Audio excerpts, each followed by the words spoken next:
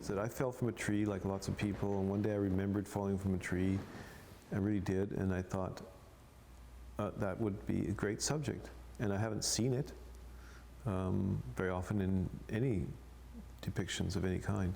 And I knew it would be very hard to do. So that was attractive too, because I had done pictures like Playground Structure the year before, and figures on a sidewalk, often done in the daylight with no lighting or anything like that. Very technically easy to do. Not artistically easy, but technically easy. And I got tired of making pictures that were technically easy, and I thought I want to make some difficult ones. And I thought that would be difficult, and it was. So it was a memory, and it's pretty elemental memory of falling and hurting yourself. I can still remember it as clearly as anything. So that's got to tell you something, but I wouldn't call it a powerful, emotional event, but it was something I remembered. And it seemed clear that everyone could relate to it. I don't want my art to be popular, because I think popular now tends to mean kind of vulgar. So I don't want my art to be popular, but I like it to be wide open. And it's nice if you can find a motif that is serious and can be treated seriously, but everyone can connect to it. So it doesn't exclude anybody, except those who exclude themselves in a way. That's a nice thing. I think that's an exciting thing to have as a picture-making person, to make pictures that don't say to anyone, oh, you can't appreciate this, or you can't relate to this. There's no special knowledge needed. Everyone has fallen, just like everybody has been disappointed. So the rock and roll picture, you know, everyone's been disappointed in that way in some way or other. So they can all relate to it. I like that.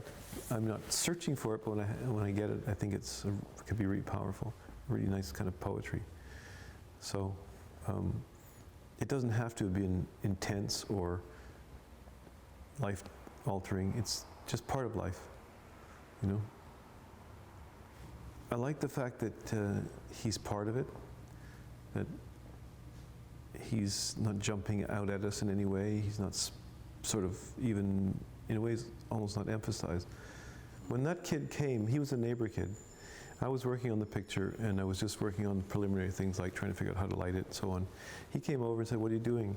What are you guys doing? And we told him there was going to be a boy falling out of the tree. I think we had another boy who was more of a stunt faller, who was just helping us out at the beginning by showing us some things about blurring and this and that. And I think he was there that day. And then Riley, he lived, as I said, lived nearby. He came over and was watching and said, what are you doing? And we told him. He said, oh, I'd like to do that. And I thought, yeah, you could maybe do that. So in the end, I hired him, because I thought he looked right. He was the right age, the right size. And he lived 2 houses down, so I didn't have to like ship him around town or anything. It was very easy to work with him. And he was wearing what you see there when he came over that day. And I tried different things on him.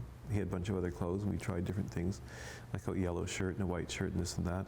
But they all jumped forward too much, and it turned out what he was wearing was perfect. It sat back in space with its gray and pale tones and just put him back into that zone. So it was almost meant to be, because he was wearing exactly what I needed him to be wearing. I didn't change anything. But I liked how he sits back in space, and so he almost blends into the tree, even though, of course, he's not. And the pinwheel sort of feeling was really great. Of course, it's entirely accidental. You know, I shot Riley 300, 400 times, and only ever got one good picture, that one.